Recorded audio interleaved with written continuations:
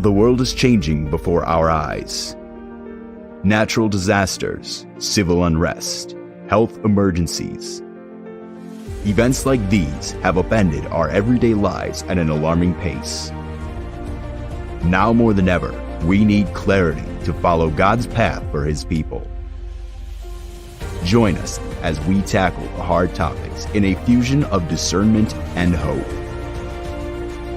Welcome to Infusion Forum.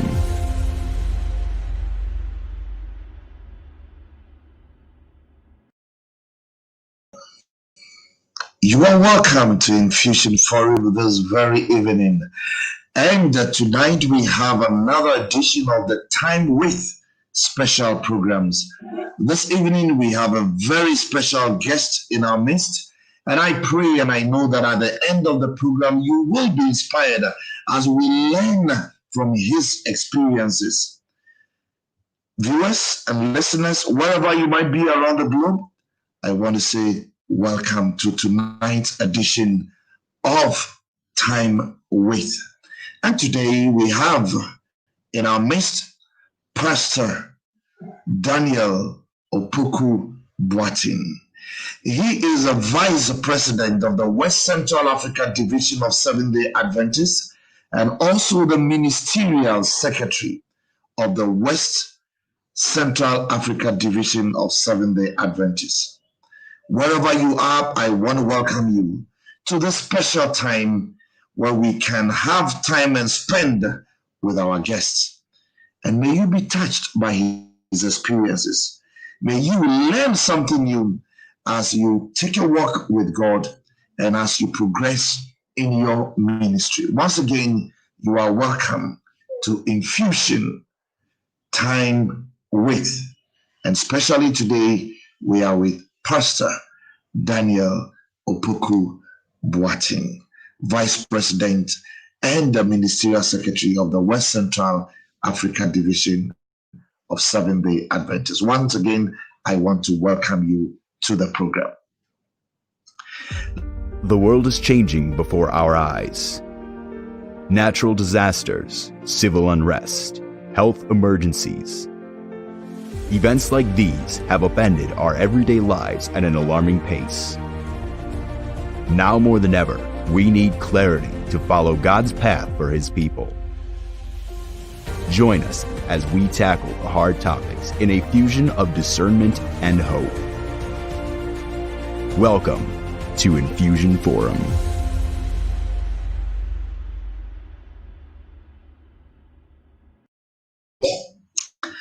Once again, welcome to tonight's Time With a special personality.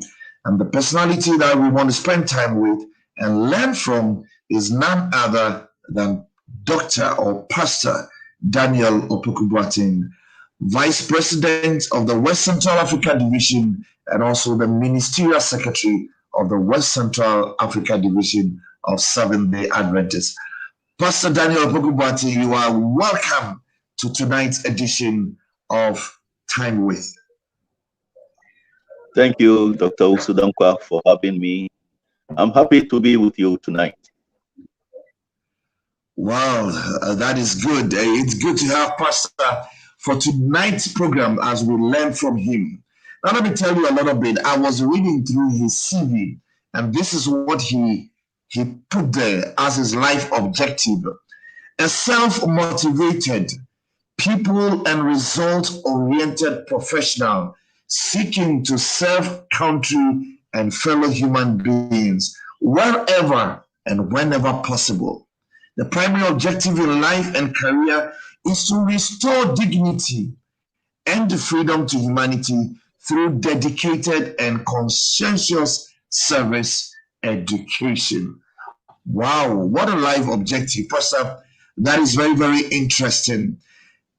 Once again, let me welcome you to tonight's edition of this program. And wherever you are watching us or listening to us, we have as our special guest, Pastor or Dr. Daniel Opoku-Boateng, Vice President of the West Central Africa Division and also the Ministerial Secretary of the West Central Africa Division. Pastor, once again, you're warmly welcome.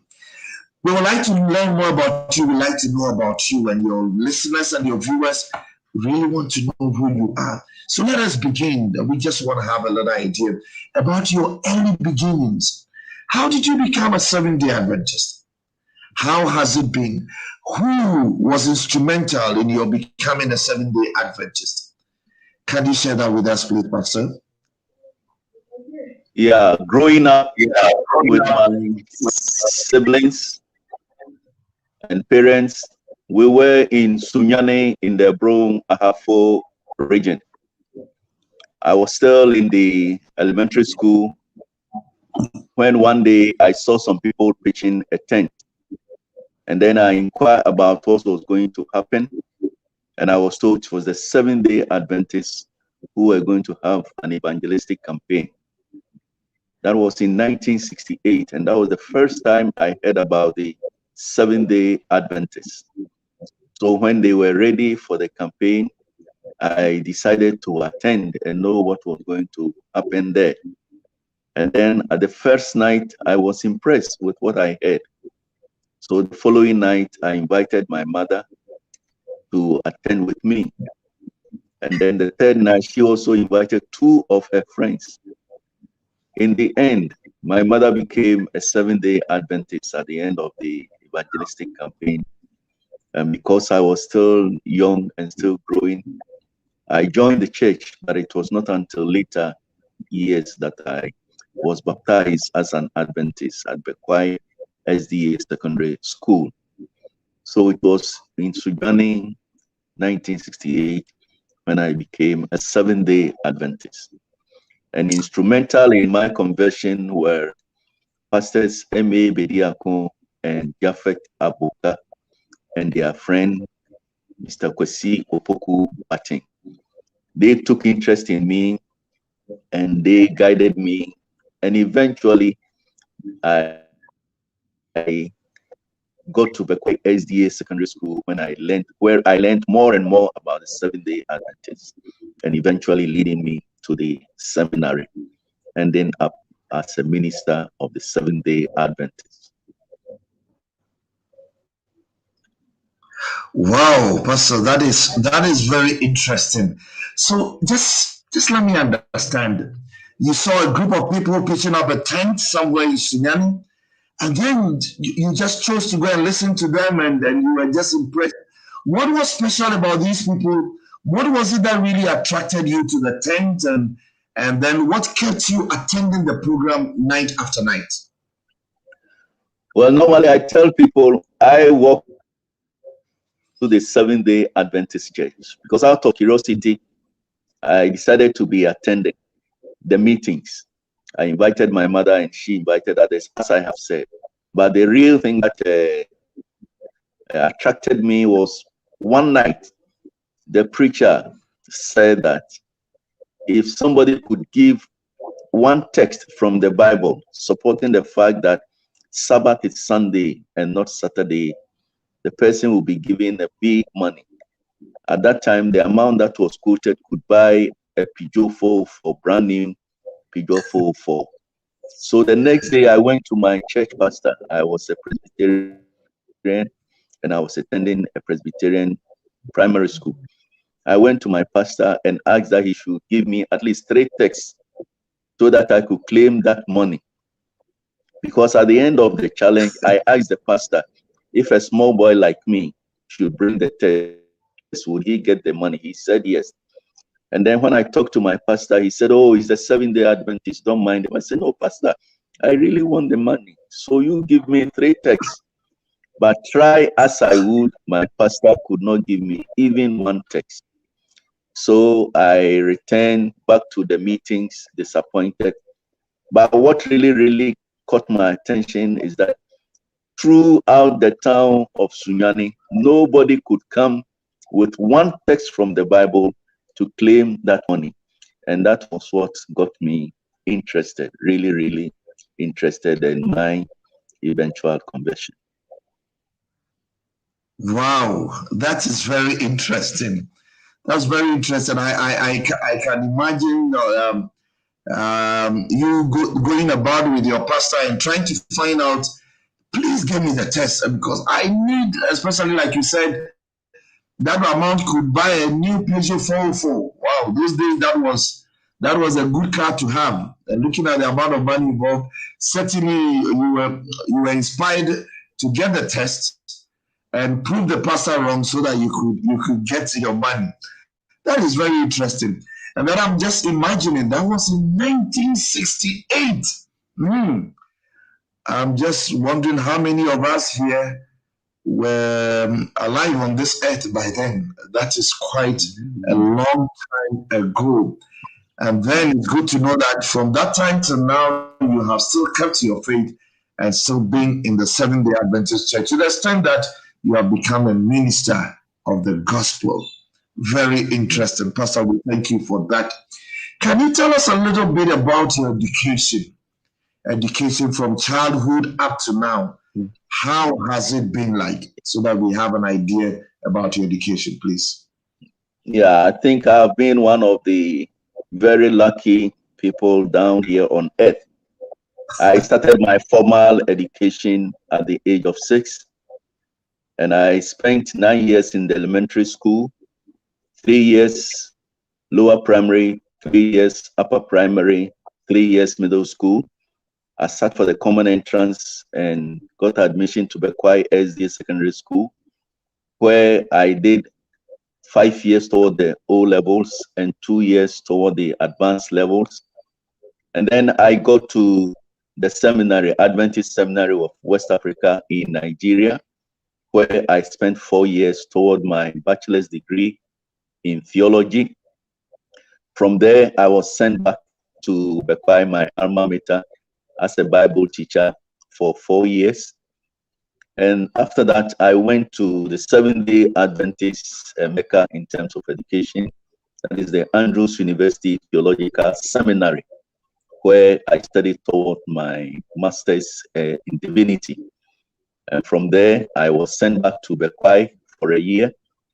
And then I got to Valley View College as at that time for 7.5 years as a teacher in the theology department. And then from there, I went to the Adventist International Institute of Advanced Studies in the Philippines, where I studied toward the doctoral in applied theology, Doctor of Pastoral Theology. And from there, I came back to Valley View University, where I taught in the theology department for 10 more years. And so I have had the privilege of improving myself and studying towards my career along the way. Wow, that is very, very, very interesting. All the way from the secondary school, Adventist schools throughout up to this time. So let me find out, what motivated you to attend Bekwai SG Secondary School when you had the option to go to the secondary school? Why not any other school? Why did you go to Bekwai SDA Secondary School? Or why did you attend a Seventh-day Adventist Secondary School right from the secondary school level? Yeah, as I said earlier, I became an Adventist in 1968. And then I passed the common entrance in 1970. And before the common entrance, we were to complete forms and make choices of schools to attend. At that time, there were about 112 schools on the list. And I found out that there was only one Seventh-day Adventist school in the list. So I became curious and I said, well, if the Seventh-day Adventists have a secondary school, then that is where I would like to go. And eventually, when the results came, I passed and I received admission to Bekwai SDA Secondary School. That's how come I'm a Bausa. Well, that's very interesting. Pastor is a Bausa, an old student of Bekwai SDA Secondary School. And then, Pastor, as I listen to you and as you give us a brief history of your educational background, you've attended Adventist schools throughout. Is there something special about Adventist schools? What is so unique about them? And if you are given the opportunity to tell others about Adventist schools and the need for them to attend Adventist schools, what will you share with us? What are you going to tell us? Well, in an Adventist school, we have the philosophy of holistic education, where you are not trained only in the mind, but also you are trained in your heart, and also you are enabled to apply your knowledge in the service to God and also service to mankind. Your training prepares you so as to enable you prepare for this life and also for the life to come. Not long ago, I was talking to some of my former students, and then one had been teaching at Valley View, and now she is teaching in another university. And I asked how things were with her. I said, Pastor, when you get to this place and it's examination time, you wonder what they had learned along the way, because it's like cheating is free for all. And anytime it's exams time, my mind is sent back to Valley View. I said, if you are in Valley View, just the presence of Pastor Opoku-Boateng will put you in check. And with time, you don't need Pastor Opoku-Boateng to check you. You become your own policeman or policewoman, indicating the difference that was practically clear between the kind of education offered at Valley View and, for that matter, Seventh-day Adventist schools as compared to other places. Yeah. Pastor, can you tell us a little bit about your life outside the pastoral ministry, from school days and the rest? Were you engaged in any sporting activities? Anything that you love that you were engaged in that you could tell us about yourself? Yeah, in my school days, I enjoyed debating a lot. I was always on the school's debate team. And I was also interested in the temperance club, where we were health oriented, and then we engage in activities and fora that sought to promote health. I was also a footballer. I used to play number 7, Wow. and I enjoyed playing soccer a great deal. Wow, that is interesting. So beside all these academic things that you were involved, you were also involved in some of these extracurricular activities, and like you mentioned, football. Now, I realized that for your doctoral studies, you did a DPTH, Doctorate in Pastoral Theology. Pastor, explain what is meant by DPT. Let us understand your people, because you see it's a little bit unique. What we know is somebody has done a doctorate in systematic theology, doctorate in that's what we know. But yours seems to be unique. What is so special about DPTH, a doctorate in pastoral theology? What does it include? Can you tell us more about that? A few days ago, one of my students wanting to do further studies came to me, and he wanted to do the DPTH. The DPTH is the Doctorate in Applied Theology. And I normally tell people that, you see, in the theological studies, we have various branches and areas of specialization.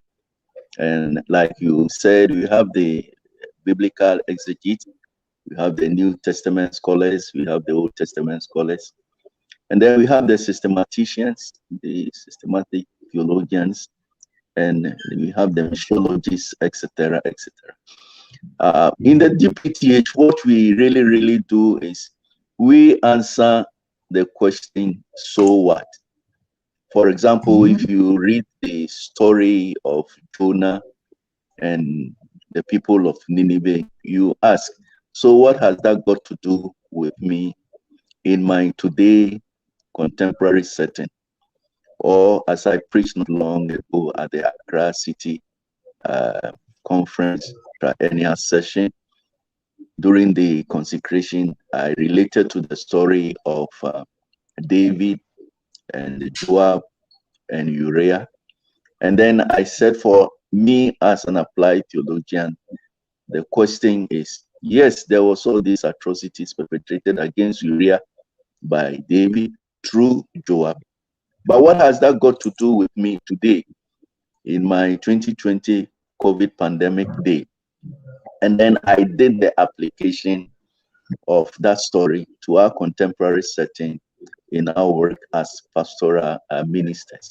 And so in the DPTH, we try to answer the question, so what? What has it got to do with us in our today setting?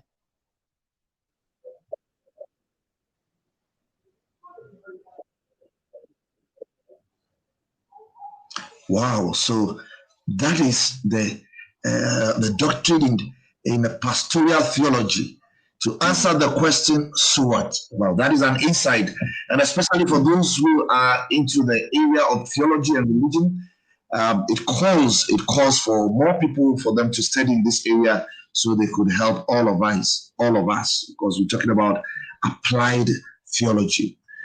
Thank you very much, Pastor. And can you give us a little hint into what your dissertation was with regards to your doctoral studies, what you set out to achieve and what you focused on? Do any of your findings that we can apply to our current situation that you can share with us this evening? Yeah, in my doctoral studies, I did a case study, and the case study was toward the effective conversion of prison inmates. During my doctoral studies, I used to work with other students in the prisons, especially Sabbath after Sabbath. We will go to the prisons, we will preach to them, and then we try to convert them. But as we interacted with them, I became curious. How do we tell if these people will not respond to the gospel just to get out or just to receive favors from us? What are some of the things we really need to look at? So I did a case study in one particular prison in the Philippines, especially a place called Cavite Central Prisons. And so I try to have a clear understanding as to what made them respond to the message. And then I did analysis and tried to come up with a methodology that will safeguard the conversions that took place in the prisons. And that study was motivated because along the line, I became aware that there were no texts per se on prison ministries in the Seventh-day Adventist Church.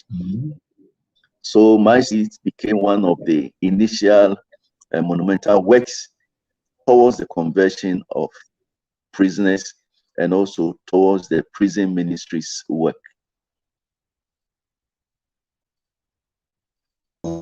That is very interesting.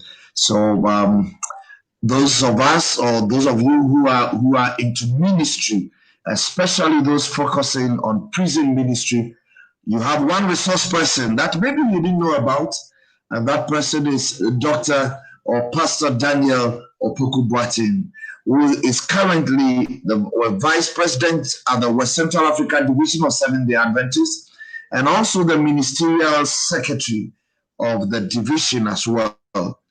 Pastor, it is good to have you. We will take a short break and then we will continue with our conversation for this evening. Once again, thank you for joining us. We'll take a short break and we will be back soon. The world is changing before our eyes. Natural disasters, civil unrest, health emergencies. Events like these have upended our everyday lives at an alarming pace. Now more than ever, we need clarity to follow God's path for His people. Join us as we tackle the hard topics in a fusion of discernment and hope. Welcome to Infusion Forum.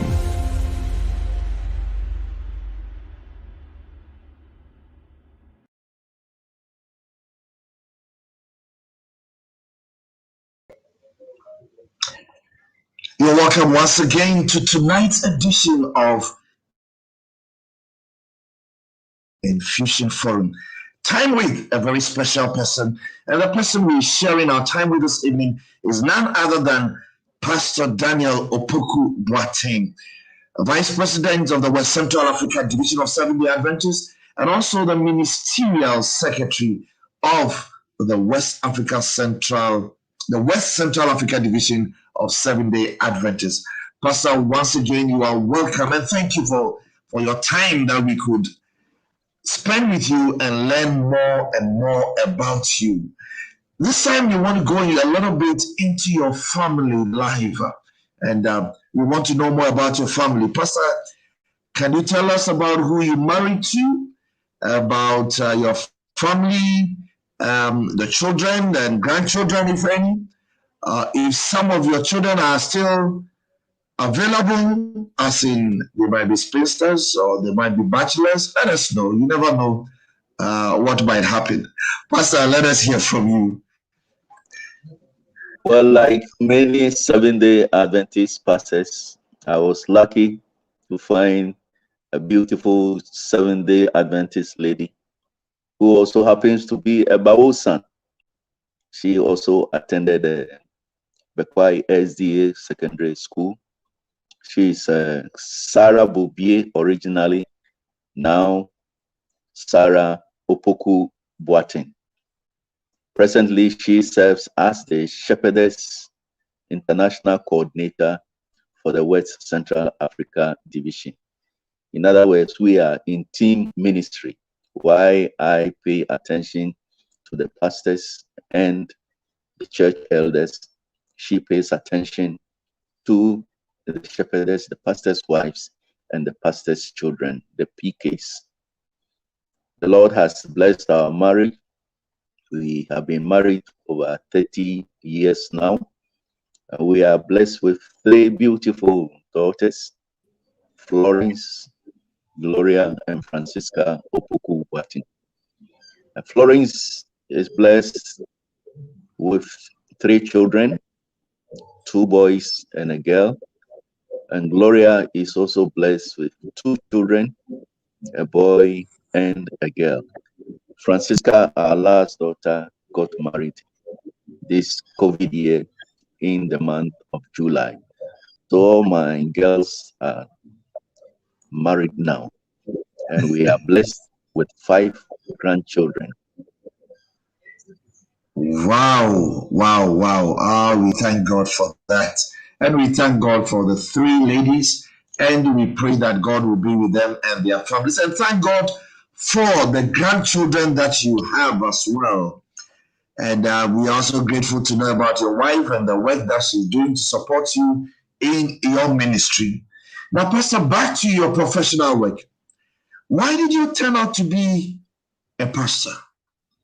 You talked about the fact that you loved to debate. I thought maybe you could have been a lawyer or something else. Why did you become a pastor? What made you to become a pastor? Can you tell us about that one? Yeah, that's one of the unique things in attending Adventist schools. Our teachers are not just there to teach in terms of academics, but they also serve as in loco parentis. They relate to us as their own children, and therefore, even outside the classroom, they are still interested in what happens to us. So, as I was finishing school at Bekwai, one day the church pastor, the chaplain, the late Pastor George Bryson, he invited me to his house for lunch. And after the lunch, he engaged me trying to find out what I want to do with my life after school. And I said, well, I would like to be a lawyer. And he asked why. I said, well, first I like the outfit, the wig, and the color. And then also the fact that they are there to defend people. And normally, if I'm persuaded over an issue, I want to be a strong advocate for that issue. And then he asked me, let's assume that I become a lawyer, I become an accomplished lawyer, and even I become the Attorney General of Ghana. But my classmate who could not find something else to do, or who out of, let's say, desperation, decides to be a pastor. And then one day I'm watching the TV and there is an issue, a religious issue, and I'm an accomplished lawyer. I have a strong point to make, but because I'm not a pastor, I'm not the one to defend the Seventh-day Adventist Church. How would I feel? As a pastor, but that would be the pastor's job to do. So my pastor will have to do his job. He said, but how about becoming a lawyer for the church? I said, how? If I become a lawyer and the church want to hire me, I'll have no problem with it. He probed, and eventually it dawned on me that he was trying to say that the church and the gospel need defense. And those who defend the church and the gospel are the pastors. So he asked me, how about becoming a lawyer for God? How about becoming a pastor? That was the first time an idea like that struck me. So at my first opportunity, when I got home, I told my mom that this is what my church pastor is suggesting to me, but it's not very clear to me. Then my mother added that she herself, she's not really keen about my becoming a lawyer, and that if I would consider becoming a pastor, she will be okay with it. And so I began thinking about becoming a pastor and the way to become a pastor. And before I knew, I had been directed to Adventist Seminary of West Africa, where I got into the pastoral training, and eventually I became a lawyer for the church and a lawyer for God by becoming a gospel minister.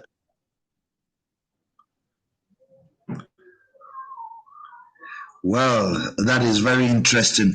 Now, with what you just said, I can see the role that was played by your mom, by your mother. How much influence did your mother have on you with regards to your joining the church, your being a minister, and the work that you have done so far in your life? How much influence would you say your mama had on you? Well, my mother was a pragmatic woman who taught us in diverse, significant ways. For example, one time my mother sent me to buy something for her on Sunday, and when I brought the thing, there was some change, some balance, and she asked me to put the balance on the table. And then toward evening,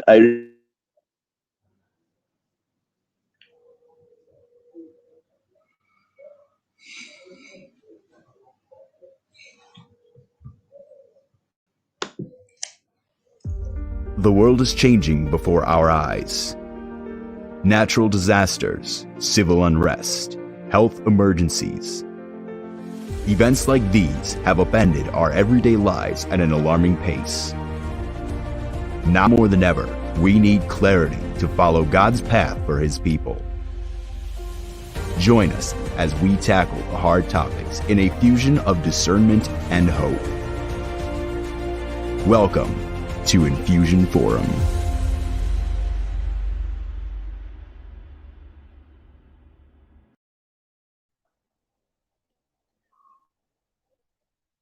Yeah, as I was saying, if online, my mother sent me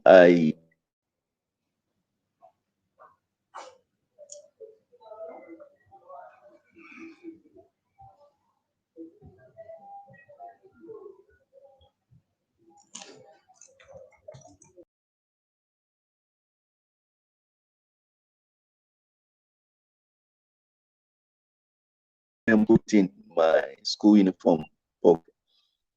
And then early in the morning, I was ready to go to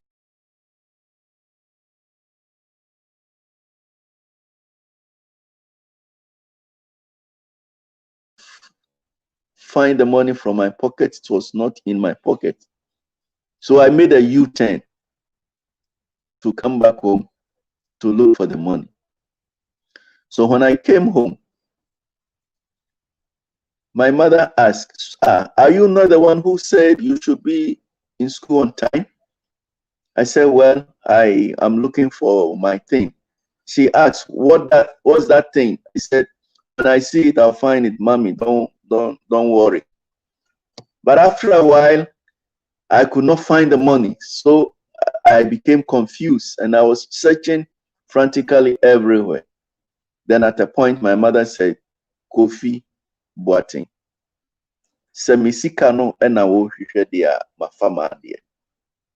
I was dumbfounded. I was stuck in my tracks. And I don't think I have ever been so embarrassed in my life. And that episode taught me a great deal. That even my mother, if she could know where to find her money, what about God?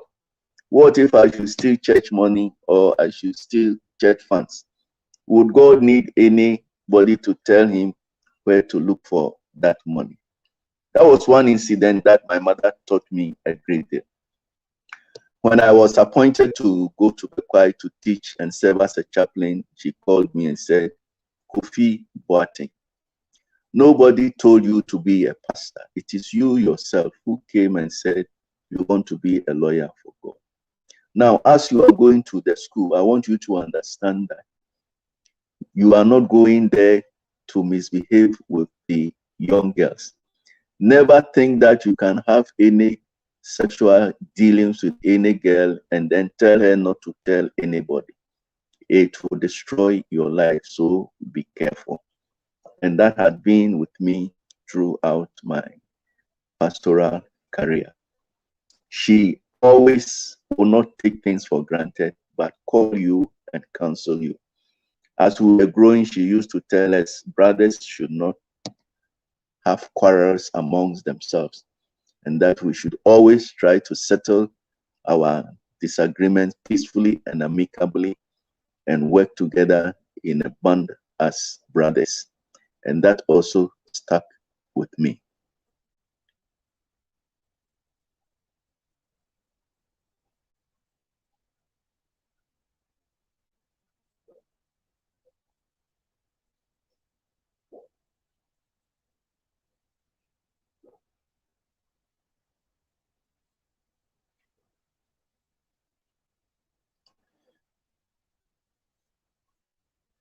I'm sorry, I'm not hearing you. Do you hear me? Oh yes, Pastor, I am back on now. Sorry. I'm saying that Okay. It is so great to know about the role that your mother played in your life. And that tells all of us that we should be very mindful of our parents, our guardians, and our mentors, and those who we come across in our lives, the role that they play, because it has a positive influence on us.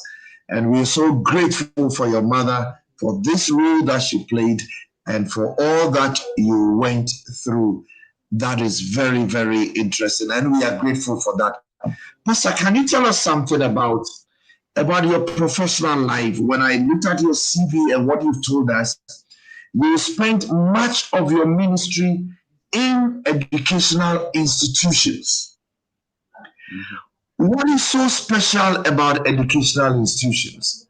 And what is it that you have learned from educational institutions that you want to share with all of us? Those who are in the educational institutions, who are working there or who are teaching there, or those who intend to join the educational institutions. What has been your experience and what would you want to share with us about your life within the educational institutions? Well, originally, I did not like teaching, and I did not want to be a teacher, so to speak. I remember one time I went to the union office. Pastor Emi Bidiakun was the union president. And I told him I don't want to be at Bekwai. I don't want to be a teacher. And for almost 30 minutes, he was trying to convince me that teaching is also part of the gospel. It took me a while to really appreciate and understand that teaching indeed is an integral part of the gospel commission as given us in Matthew 28:19 to 20. And along the way, I had people who also mentored me in my teaching career. For example, while I was at Bekwai, because I was not so comfortable with the responsibilities of a teacher, and also because I was so young, I was so steep in discipline, giving out atrocious kinds of problems for students in all kinds of ways. Until one day, one of my colleagues, the senior housemaster at that time, one Mr. Tabi Ajayi of Ofunwasi Kokobin, he pulled me aside and said, "Pastor, you are the pastor. When students get into trouble, you are the one who should defend them. You are the one they should run to. You are not the one to prosecute them. You should be their advocate. If you continue to prosecute them in the disciplinary committee and dish out these atrocious punishments for them, when you preach, they will not listen, and they will transfer all their frustrations on you and the gospel. So you leave the discipline for us and then be an advocate for them." That changed my whole perspective about my work as a pastor and as a teacher. And then another time too, in my seminary days at Andrews, one time I had a very tough time. I took an examination, I came home to eat, but before I could return for the second exams, my wife complained that she was having stomach problems. I decided to quickly take her to the clinic. When we got to the clinic, they referred us to a bigger hospital. We got there and they referred us to the regional hospital. Eventually, it was determined that they should do some laparoscopy on her, and I could not get back to school. And following her surgery, I became so worried, so tired, so confused. I even forgot about the exams I had. But one day, as I was trying to recover from my confusion, I went to my box, and one of my professors, and indeed he is my favorite professor, Professor Lieutenant Colonel Chaplain retired James North Jr. He had completed an incomplete form for me, and he had left a note that as soon as I'm able, I should report so that we will be able to sort out why I could not take the exams. In the meantime, another teacher I was taking a class from, a pastor for that matter, had just given me an F without reference to me as to what was happening to me. And so that also affected my relationship to my students. And then finally, not to bore you, in my undergrad studies, I met one Professor Silvanus Ifechukwu Agnoligo, who was so meticulous in his teaching, so astute, and so in tune with us. He is the one who used to tell us that, you see how you are struggling with Greek and all these your studies in order to become pastors. When you become pastors, don't forget your suffering and your struggle, and then exchange your career and your pastoral ministry with some split second in some promiscuous life. And these tidbits from my teachers and teaching colleagues impacted my life as a teacher and my work in the universities.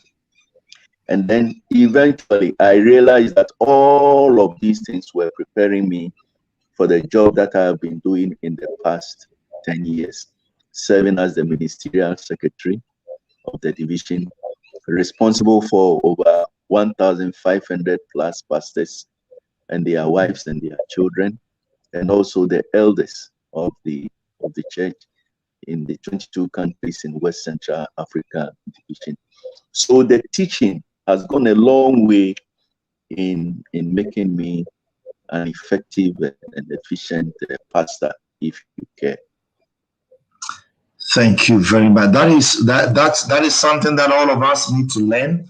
Wherever you find yourself in the ministry, it is an opportunity for you to work for the Lord. And Pastor, thank you very much for the time you spent at the educational institutions. I believe that all the students that you came into contact with have truly learned something from you. And those who are watching you tonight will be more than impressed and more than happy to hear all that you are telling us. We are grateful. Now, I would like you to share with us one or two life-changing experiences, a life-changing experience that has really impacted you, your life, and your ministry. Just one or two of them, if you could share with us so we could learn from it as well. Well, the real life-changing thing in my life, I have alluded to all of them. The first one, my secondary school Bible teacher took a personal interest in me, in my life and in my future, and it resulted in my becoming a teacher. My undergrad major professor, Professor Silvanus Ifechukwu Anoligo, he always reminded us that we cannot say it was the devil that made us do it, but that we should always remember the hard work we are doing in order to become pastors. And that when we become pastors, we should cherish the honor, the privilege, and the opportunity, and that we should not allow any split second to make shipwreck of our pastoral ministry. And also that my favorite professor, Chaplain James North Jr., when I had given up, when I had no hope, he went out of his way to put in a request on my behalf and then ensure that I was not hurt. He wanted to know exactly what was happening to me. And that had impacted my career both as a pastor and also as a teacher. I always ensure that I found out what was bothering my students. In fact, one time there was a particular student, I had the whole class pray for him on 3 different occasions, so that even if it's the devil that is besetting him, he would be free. And so these are things that impacted my life as I moved on. Well, I am so excited. I just don't know what to say, because I'm really touched by these people whose name you've mentioned and the role that they've played in your life up to now. We are so grateful for them, and we pray that God will be with them, and we pray that you will also motivate others and be a factor behind others as they also progress in life. Now, let us move on to, in terms of your work and everything, let me find out what has been the great motivator. What has motivated you in the course of your work? And then if you have any specific quotation that you really admire, that has been inspiration to you, you could share it with us as well. Yeah, we are told that we are saved to serve and also to be partners with Christ in the work of salvation. And so as I can look into my life and see how people have impacted my life. The same way as I work, I have also tried to impact the lives of others. I have always tried to motivate my students, especially to gear them towards academic excellence, and also gear them towards a sense of morality, fairness, and honesty, and things like that.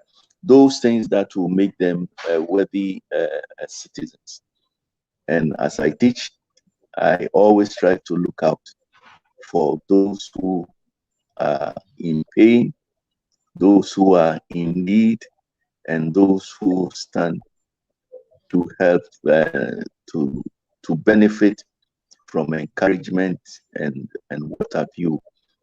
And so I have dotted in the various places that I have served young men and women who I, like my pastor, have encouraged to also move on and also to take their rightful places at the appropriate time. In terms of favorite quotation or statement, Romans 8:28, it says, "For we know that all things work together for good for them that love the Lord." Once we are in the hands of God, we don't have to worry. We don't have to worry at all, because in the end, the Lord will shine through. He has promised never ever to leave us alone. He has promised not to allow our enemies to make laughing stocks of us, and that he will not allow what is more than we can bear to come upon us. And therefore we need to trust him. We need to leave ourselves in his hands, and certainly and definitely he will take care of us. And so this is always ringing at the back of my mind. And as I come across people who are in pain, who are struggling, I try to share this as inspiration that I have with Romans 8:28, that all things work together for good to us who love the Lord, and to us who have been called according to his mercies. Oh, what a lovely Bible verse that it is, Pastor. Thank you very much. Now, let me ask you, maybe it will be one of the hardest questions that I can ask you this evening. Tell me, what are your personal disappointments? What are just one or two of them? Your personal disappointment, or something that has really frustrated you in the course of your ministry. Something that you want to share with us on that side. Disappointment or frustration. Anything that you've experienced that you want to share with us? Yeah, I mean, sometimes if you are not careful, you lose sight of the fact that even among church members and even among the saints, and if you care, even among the 12 disciples, there was a Judas. Mm-hmm. Once a while, you find a fellow minister who will either tell falsehood about you, or you find a fellow minister who would want to assassinate your character and things like that. Once a while, you wonder what it is that people want from you, that they will want to malign you and say all kinds of falsehood about you. And sometimes those things can get to you, you know, especially when you think you are trying to do your best, and then your intents are turned upside down and insinuations are being casted. Sometimes you find senior ministers who should know better, who should do better, but who will be the very ones who will be causing problems in the ministry. Those things become very, very frustrating indeed. Wow. Our viewers and our listeners, we've had a good time this evening with Pastor Daniel Opoku-Boateng, Vice President of the West Central Africa Division of Seventh-day Adventist, and also the Ministerial Secretary of the West Central Africa Division of Seventh-day Adventist. We've spent some time with him. He's told us a lot about himself. I believe most of us who know him even had no idea about some of these things that he's told us. And I believe you are blessed. We will take a little break and then we come back and conclude the time with Pastor Daniel Opoku-Boateng. Just a little break and we will be back. The world is changing before our eyes. Natural disasters, civil unrest, health emergencies. Events like these have upended our everyday lives at an alarming pace. Now more than ever, we need clarity to follow God's path for His people. Join us as we tackle the hard topics in a fusion of discernment and hope. Welcome to Infusion Forum.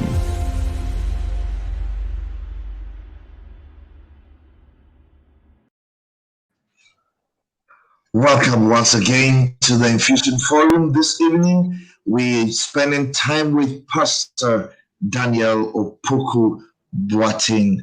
He is a Vice President and also the Ministerial Secretary of the West Central Africa Division of Seventh-day Adventist, headquartered in Abidjan, La Côte d'Ivoire. It is a privilege, especially for me, to be engaged with Pastor Daniel Opoku-Boateng tonight. There is a reason why I have not told you about it, but I tell you, it is not easy for me. Let me tell you why. Pastor Daniel Opoku-Boateng was my teacher at the secondary school. So you can imagine, here I am sitting, interviewing my own teacher who taught me at the secondary school way back in 1983. That was so many years ago. And I still remember his classes. Oh, you should have been in those classes, especially the Daniel and Revolution classes. You wouldn't miss it for anything. And then I'm telling you, for those who have known him, I can see some comments that is coming from his days at Valley View University where he was teaching. I believe your students have really learned a lot from you, and you've been a real blessing. And not just to all of them, but also to me as well. So, Pastor, we are so grateful for the insights that you have given us today. We will take some questions from our viewers and our listeners. And so we'll be looking out for the questions that we have, and then we will post them to you so you could give us feedback on them. But in the meantime, I have one more question for you, Pastor. And my question is, what message would you want to leave with the youth of today? Now, that is the first one, to the youth of today. And the second one, coming from the background as the Ministerial Secretary, what message do you have for the pastors in the Seventh-day Adventist Church and also for pastors in general? If you could address those two for me, Pastor. Okay. First, my message to the pastors.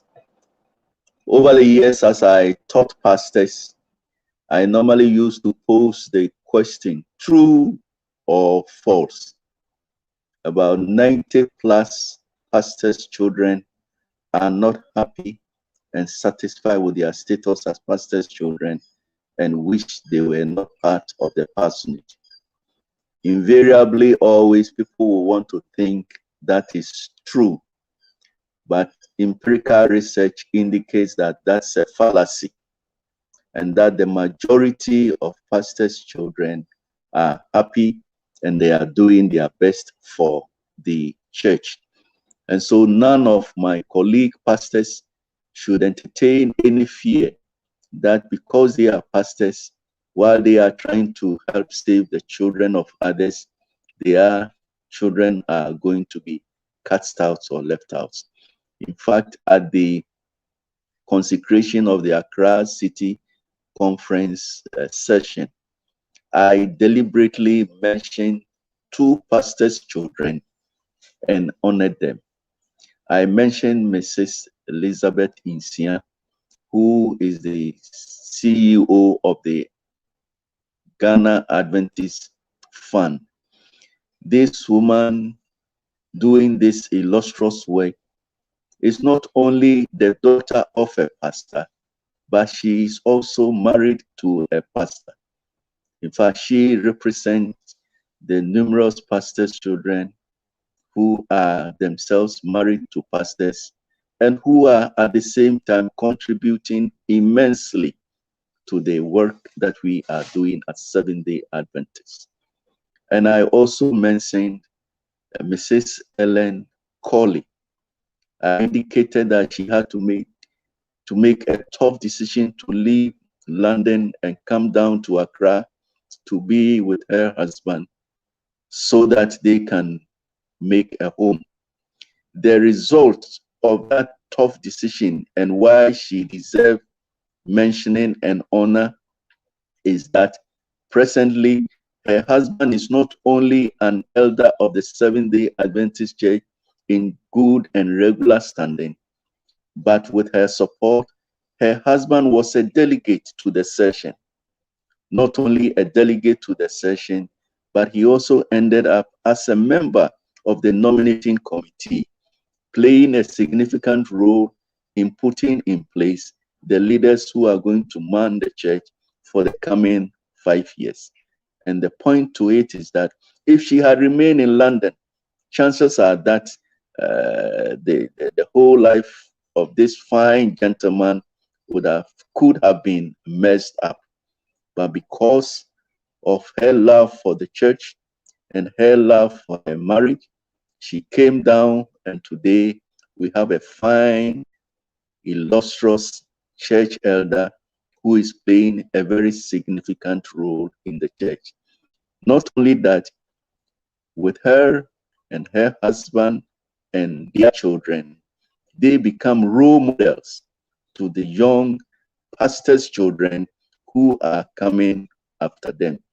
And when I always see that, I say kudos to our children, both men and women, who are living up to the privilege and the honor that the Lord has done them.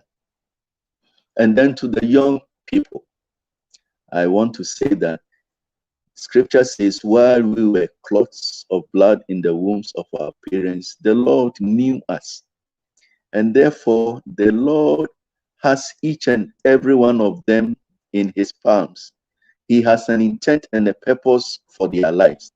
All they need to do is to align themselves and listen to the still silent voice of the Holy Spirit, which comes in diverse ways. Like in my case, it came in the form, or it came through my Bible teacher. And as I listen, here am I today. And so as they study, as they grow up, they should listen to the godly counsel that the Lord will direct their way, so that with time, they will become worthy and useful citizens, both for the church and also for our nation. Thank you very, very much, Pastor, for that. I am looking at the comments on the question that I have for you from the viewers. Now, I guess this person is one of your former students from Valley View University, and Pastor, just listen to what he said. This is his comment, a very interesting one, and I want you to listen and be inspired. He says, I could listen to this man speak for the whole day and not be bored. He is gifted. He is a teacher, a preacher, and you are sure to learn a new word each time he speaks. Oh, that is very interesting. I guess that's for one of your students, Eben Urusu Amo. He was also in Valley View University. But I have a question here from you. That's a question that is coming from one of the viewers. And this is the question that she's posting. Pastor, she says, Pastor, how did you manage your family with all these qualifications you have? How did you manage your family with all these qualifications that you have? Well, I happen to come from a stable home.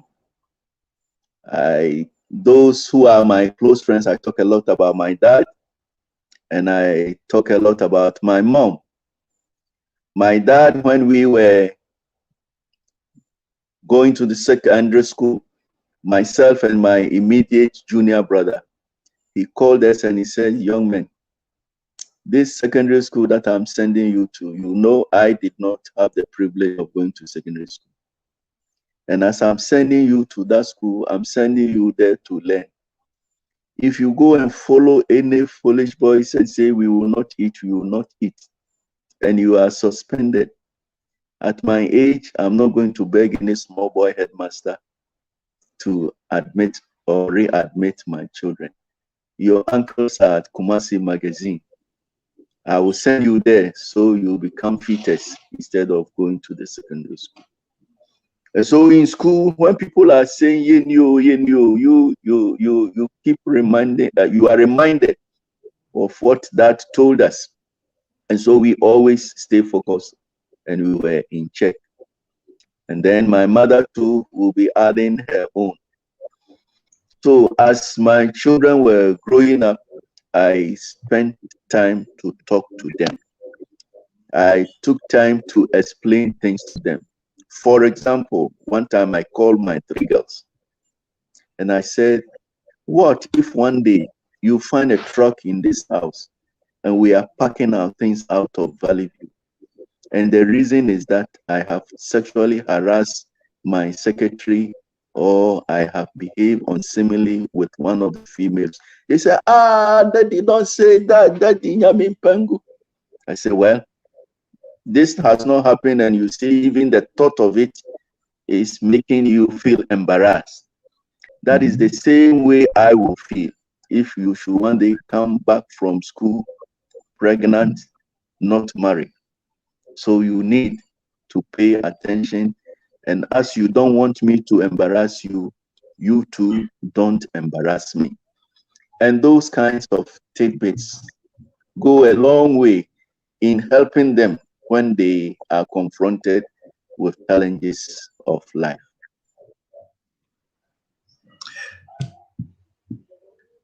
Yes, that is a good one. That's a very good one. I would like to let our viewers and our listeners know that you can post your questions or your comments either on YouTube or on Facebook, and we will take them and we will ask Pastor. And we'll be glad also to read some of your comments as well. Pastor, this is from Jojo G. Bonnie. I believe you know Jojo. Jojo in the UK. Jojo say, "God bless you, Pastor Obi. You are a true servant of the Lord Most High. You've touched many lives, including mine. Blessing." Thank you, Jojo, very much. Samuel K. Kessie writes, "God bless you, Pastor, for allowing yourself for the good Lord to use you to influence me and many positively to the glory of God."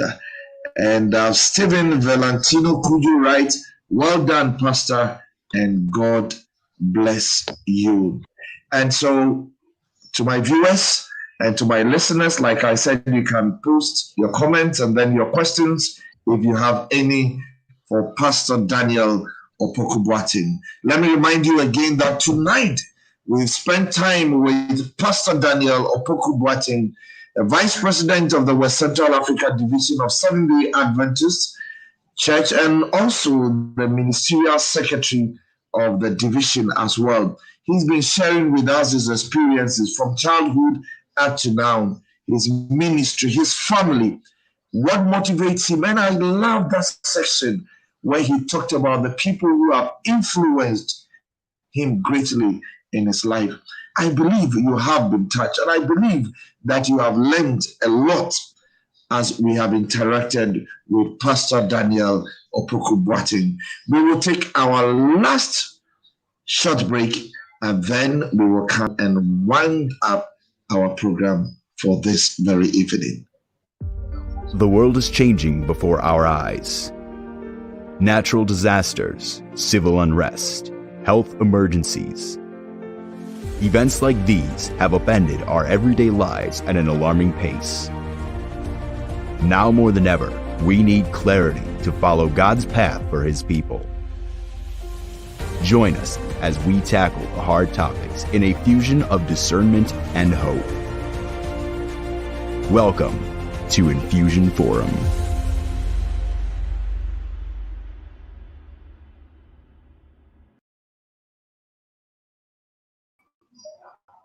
Welcome once again to Infusion Forum, where you get the chance to interact. Apart from the interviews that we also have discussions on very important topics that affect us in our life, especially as Christians, Christian youth, Christian older folks, and Christian younger folks. And what is happening within this world, how it affects our Christianity, and how it affects our living conditions on this earth. We would want to invite you to always join us in Fusion Forum as we discuss these issues that are pertinent to our lives.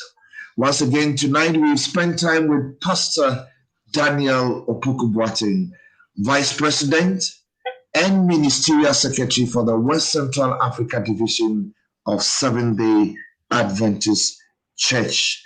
Now, Pastor, I have a comment from a lady here. I believe you know the lady very well, and she's put a very interesting comment. She says, from Linda Amwansa, he has been my best boss in my working life. Pastor, I believe you do remember Linda Amwansa, because she said you have been her best boss in her working life. And then I have this one from Pastor Dr. Daniel Day. He says, God bless you, Pastor Daniel Opoku-Boateng. His life is truly a textbook full of lessons on sincerity, piety, and resilience. Wow. And then I have this comment. This is a question. This is coming from Florence Carrera. And Florence asks, Pastor, how much have your wife and children contributed to your success? How much have your wife and children contributed to your success? Well, it's said behind every successful man, there must be an illustrious woman. The Lord blessed me with a Seventh-day Adventist woman in the true sense of it. Somebody who had passion for my ministry, somebody who willingly partook in my ministry. My wife had been in team ministry with me every step of the way. And I was also blessed with children who also played very significant role in my ministry. Periodically, they would give me pictures of how I was faring or how they saw me in my ministry, and it inspired me. For example, one time I asked my children to give a critique of me and my wife in the house. And then one of them said, Daddy, when everything is okay between you and mommy, you are always in your room and you behave as if you don't know we are here with you. But whenever there is misunderstanding between you and mommy, then mommy will come to our room and she'll become our friend, and you'll be alone and you'll be miserable and you'll be angry. Any small thing, then you'll be shouting at us. Reminding me that they were not oblivious of what was happening in the house, and that they were keeping careful notes of everything that was happening in the house. And these reviews and critique went a long way in helping me to stay in check.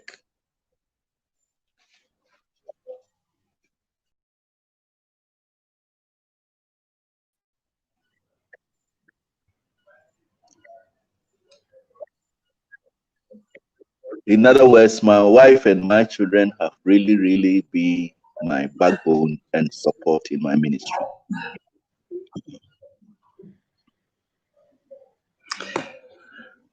Yes, Pastor, if you could repeat the last few things that you said, there was a problem with the connection, so we didn't get you very well. Could you kindly just repeat I was saying that my wife and children have really been the backbone of my ministry. They have been my mirror.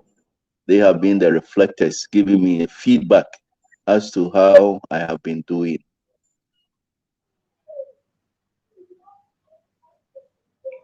All right, thank you very much. And Pastor, I have one more question for you, I guess. It's a very interesting question. It says, is there any difference between university, but that is working at the university or practicing as a pastor in the educational institutions and in the field? Is there any difference? And what should be the relationship? Well, in the university, I more or less prepared or trained the pastors for the field work. And so there it is much of the pouring in approach, where you assume you know it all and you try to share what you know so as to prepare the young ministers, particularly for their career and for their field work. Now, in my current position as the Ministerial Secretary, it is more or less a colleague going around, listening to what is happening in the fields, and then subjecting their ideas and comments to evaluation and assessment in the office, and then coming up with solutions and resources to equip them and to support them as they do their work. And so it's like the two sides of the same coin. After you have helped prepare and train these ministers, I also now have the privilege and the opportunity of seeing them at work. And just as in school, I try to help them grapple with the theology, the knowledge, and the understanding and the application. In the field, I also have the privilege of seeing them at work, listening to their challenges and difficulties, and then working it with them so as to improve situations and settings for them. So they work hand in hand, and they are both exciting. Pastor, thank you very, very much. We are so blessed for having you this evening. Viewers and my listeners, it's been a lovely time this evening. We have spent some time with none other than Pastor Daniel Opoku-Boateng, Vice President and the Ministerial Secretary for the West Central Africa Division of Seventh-day Adventist Church. And for those of you who are from Ghana, you have known him from his days from Bekwai SJ Secondary School through Valley View University and now being at the division. And Pastor, we are so grateful and we thank God for your life. Most of the comments that is coming there want to say thank you and we bless God for your life. Florence Carrera says, thank you so much for that, Pastor. We are so grateful for all the things that you've shared with us. And we believe that when we get a chance to call upon you the next time, you'll be more than willing to come and join us. Viewers, all too soon. Also intend, if you allow me, to express sincere thanks. Yeah, I would like intend to express sincere thanks and appreciation to my numerous students over the years. A lot of them have become personal friends, and periodically I hear from them in their various disciplines, in their various ways, and it's gratifying to know that it pleased the Lord to make me a small part of their lives. You are always in my thoughts and you are always in my prayers. And like Pastor Bonnie, the senior, used to tell me, John said of Jesus, he must increase and I must decrease. And that's my prayer for all of you, my students. You must increase and I must decrease as you are ready to replace me. Thank you very much, and may the good Lord bless each and every one of you abundantly. Oh, Pastor, thank you very much for those conclusion, for that conclusion that you're giving us with regards to your admonish, your message that you're giving us as we end the program for tonight. Thank you so much. We are so much grateful. I want to say that I am blessed because to get the opportunity to interview your own teacher, it's not an easy thing. Pastor, thank you so much, and we're so grateful for everything. Thank you for making yourself available. That is very, very important to us. And we thank God for your life. And we pray that God be with you. But before we end, maybe we might have to ask you, Pastor, we know that you are working at the division. How is your work there? How has it been? How is it going? And what are your plans for the future? If you could share with us. Well, we have been privileged to work with pastors in the field. We work with their wives, we work with their children, and also with the elders of the church. The privilege had been mine to ensure that conditions of service for pastors, their wives and their children, and our elders are improved. We have always ensured that we have adequate resources in terms of ministers manual, in terms of elders manual, in terms of church manuals, and all the other resources that they need to do their work. We have had the privilege of running seminars and conferences so as to help them. We have also had the privilege of organizing our children into various groups and in various forums, trying to listen to them and trying to help make their lives better and easier. We have placed a great deal of emphasis on the welfare of our retirees, trying to help them prepare for a peaceful retirement time.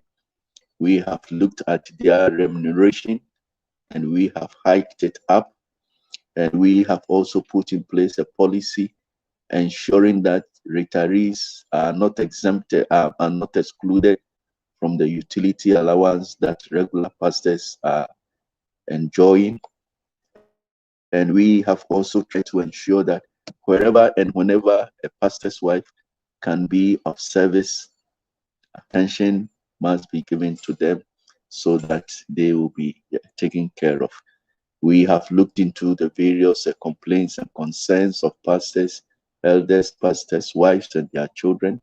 And we are doing what we can to ensure that we leave a heritage that will bring prosperity and progress to pastoral ministry.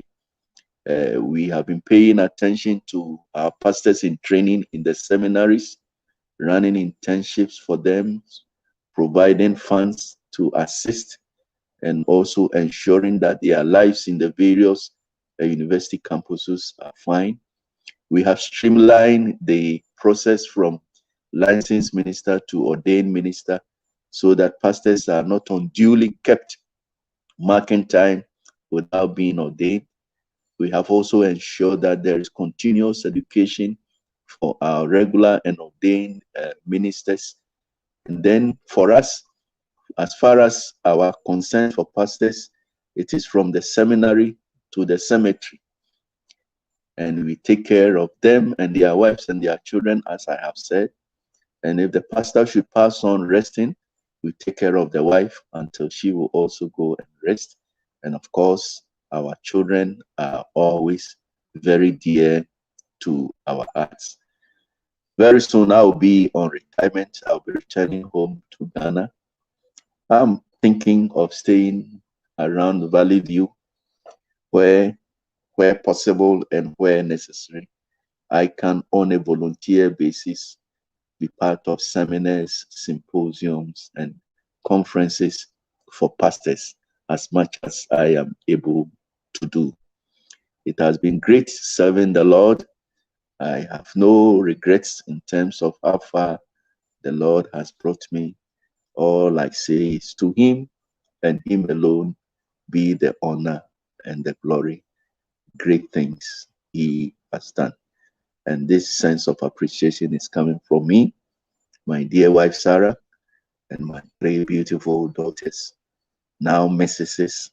Florence Ayakwa, Gloria Osadu, and Francisca Kranchi. To God be the glory. Great things He has done. Thank you very much, and may the good Lord bless each and every one of you. Real good.